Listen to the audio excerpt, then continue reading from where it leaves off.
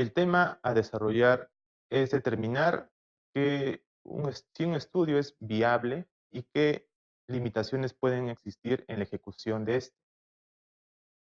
En cuanto a la viabilidad, podemos decir que en la ejecución de una investigación tenemos que identificar ciertos aspectos relacionados a que si esta investigación puede ser ejecutable en el tiempo, de acuerdo a la planeación que se ha hecho, ¿no? La valoración de la viabilidad considera diferentes aspectos, como por ejemplo la identificación de, la identificación de la población de estudio y la selección de los individuos que van a ser parte de la investigación. También depende de la capacidad que tiene el investigador para poder medir las variables. En sí, la pregunta de investigación puede ser replanteada en cualquier momento del proceso y va a depender en sí de la ejecución de la investigación. Algunos aspectos que pueden determinar la viabilidad de la investigación es la capacidad que tiene el investigador de medir las variables de interés. También lo relacionado a la población de estudio, porque en algún momento, qué tan accesible es poder detener los participantes necesarios. En cuanto al tiempo también, ¿no? El tiempo es importante, la oportunidad, digamos, de captación de los datos, la captación de la información, de los recursos humanos, los recursos financieros y recursos económicos que son requeridos. Por ejemplo, cuando se tienen convocatorias a nivel de investigaciones, este aspecto relacionado al presupuesto ya es ya establecido, ¿no? De acuerdo a un cronograma y de acuerdo a los hitos que tienen. En el caso de que exista la incapacidad de repente de reunir el número de sujetos necesarios en el tiempo, esto tiene que ser reforzado y el investigador tiene que, para este caso, asegurar o tratar de asegurar cuáles serían las mejores estrategias para contar. Un ejemplo podría ser recurrir a otras o hacer investigaciones colaborativas o de repente investigaciones en diferentes centros o, o unidades de investigación, ¿no? El presupuesto así también tiene que ser medible, realista, ¿no?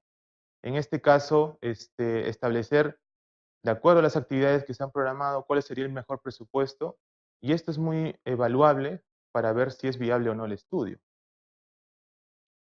El tema importante también es en cuanto a la oportunidad. Este es un criterio que puede facilitar la realización de la investigación. Por ejemplo, si si se dispone o no de sujetos, el número suficiente de sujetos. De repente, al momento de medir una enfermedad, ya sea en una epidemia, ¿no? Es importante disponer, digamos, del número suficiente. Si tenemos, por ejemplo, hemos ya determinado el tamaño de la muestra, hay que asegurar o tratar de asegurar o tener las mejores, digamos, actividades que puedan identificar cuáles sería para poder obtener el mejor asegurar el tamaño de la muestra.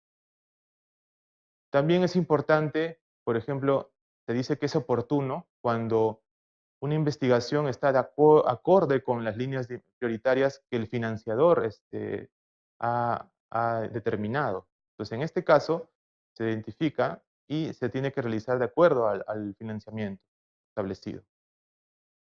También es oportuno cuando el tema a desarrollar está en vigencia, ¿no? O tiene una repercusión social importante. También se puede, como resumen, en este caso, la viabilidad va a depender en sí de cómo es medible o la facilidad o la factibilidad de medir las variables. Para eso tenemos que tener instrumentos adecuados, que estén debidamente, que sean confiables y válidos. Asimismo, también la forma de cómo medirlos, ya sea mediante una entrevista, una encuesta, y también el recurso humano que va a aplicar las encuestas, ¿no? O los instrumentos. El tema también importante que tiene que ver con la oportunidad es el tiempo hasta la aparición del resultado. O sea, por ejemplo, si tenemos estudios de seguimiento, ¿no? Y estamos estudiando o viendo las características de una enfermedad que es rara, entonces posiblemente la investigación no sea viable, ya que al momento de tener los resultados de esta enfermedad que es rara o difícil, digamos, de captar, puede hacer que no tengamos los resultados adecuados. El otro tema que ya también es repetitivo es tener la disponibilidad de los sujetos que van a ser participantes, tanto en el número como en el tiempo necesario para incluirlos. La colaboración con otros profesionales, por ejemplo, si se tiene, digamos, dificultad para obtener el tamaño de la muestra adecuada, ¿no? Instalaciones y equipamiento, ¿no? Ya sea, por ejemplo, si vamos a recurrir a laboratorios o de repente a equipos que están dentro de nuestra metodología y no tenemos accesibilidad y por lo tanto no es factible el estudio, entonces posiblemente sea difícil que el estudio se ejecute y eso que sea inviable. También es un tema importante el tema del financiamiento, ¿no? Por ejemplo, en entidades públicas, el financiamiento va a depender de las leyes de contrataciones y una serie digamos, disposiciones ya establecidas, lo cual puede hacer que el estudio no pueda de repente en un momento ser ejecutable. Y si ya se cuenta el presupuesto ya de antemano, puede hacer que la investigación sea viable. La experticia del equipo de investigador tiene que ver con la pertinencia en sí, ¿no?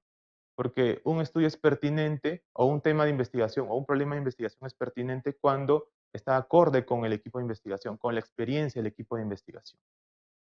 También es importante considerar las consideraciones éticas.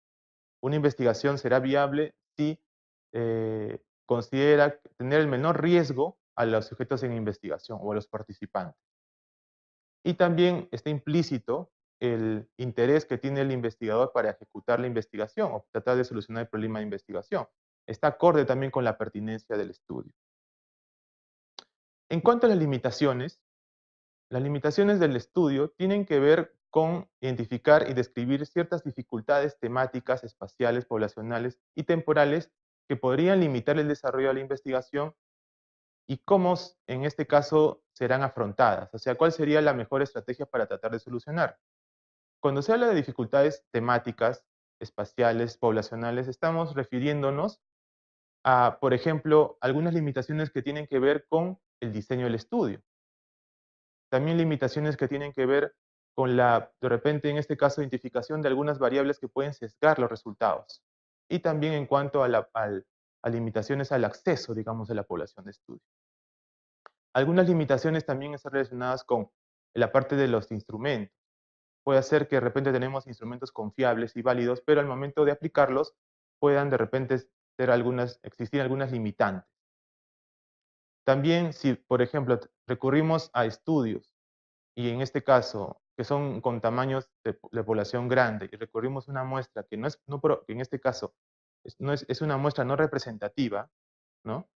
Y queremos generalizar los resultados a la población, será una limitante, porque en base a los resultados que se obtienen en la muestra no podríamos hacer la inferencia o extrapolar los datos a la población de estudio.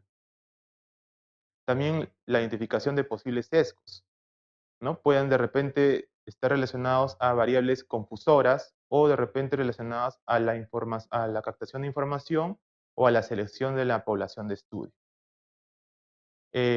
También pueden deberse esas limitaciones derivados también, como ya hemos dicho, de cuanto al diseño y el tipo de estudio, ¿no? Por ejemplo, en estudios que recurren, digamos, a fuentes secundarias, como sean historias clínicas o archivos, una posible limitante es que esta información no sea la correcta o no esté completa. Y eso puede atraer que no se pueda ejecutar la investigación o pueda limitar, digamos, el tamaño de la muestra, ¿no? En cuanto digamos, aquí tenemos una tabla resumen donde vemos ciertas limitaciones, ¿no? Por ejemplo, en cuanto al tamaño, a la selección de sujetos, ¿no?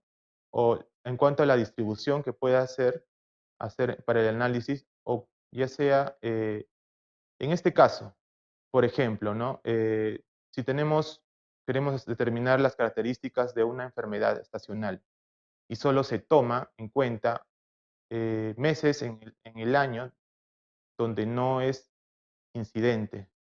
Por ejemplo, si tenemos una enfermedad, ya sea de repente queremos ver las características de alguna enfermedad respiratoria, entonces, y de repente dentro de nuestros criterios de inclusión, solo incluimos a pacientes en verano, por ejemplo, ¿no? En la estación que están en ese tiempo, en este periodo de tiempo. Entonces, posiblemente no vamos a tener una limitación en cuanto a los resultados, porque no son los casos incidentes, digamos, ¿no? Entonces, ¿cuál sería la solución? Tratar de plantear, digamos, replantear, digamos, el tiempo para la selección de la población de estudio. También puede hacer que en estudios de seguimiento, donde se quiera ver algunos factores de riesgo, ¿no? O quiera de repente hacer algunas comparaciones, existan pérdida de los participantes. En este caso, ¿será posible, no? En este caso, que las personas, uno se pregunta, ¿no? Que las personas que han sido retiradas o han sido, que no están en el estudio, tendrán la misma probabilidad de tener las mismas características que las personas que se han quedado en el estudio. Entonces, eso repercute a tener un buen diseño o una buena estrategia para minimizar la pérdida de sujetos. También pueden ocurrir problemas en la captación de los datos, ¿no? De repente los instrumentos que han sido validados puedan, de repente, en un momento, ser obsoletos. Entonces, ¿cuál sería la mejor estrategia? En este caso, tratar de asegurar un diseño donde los instrumentos, digamos, puedan ser adecuados y también el personal el personal tiene que ser capacitado para asegurar una buena captación y no interrumpir o no, en este caso, tener algún efecto sobre la respuesta de los participantes. Eso quiere decir que hay que capacitar al recurso humano que va a captar la información. Otro punto importante es, si no, de repente de forma subjetiva, el investigador puede tratar de influir, digamos, en los resultados de la investigación, influir en cuanto a la medición de las variables de estudio, ¿no? Eso tiene que ser adecuadamente establecido y no debe existir ninguna influencia del investigador frente a la captación de la información. Dentro de las limitaciones también es importante tener en cuenta el tema de los sesgos, las fuentes de sesgo. El sesgo en sí es un error sistemático, o sea que ocurre repetidamente, en forma repetida, y no depende del azar, sino depende, digamos, de, por ejemplo, problemas en el diseño, problemas en la elaboración de los instrumentos, o de repente instrumentos no validados, o la forma de cómo captar esa información.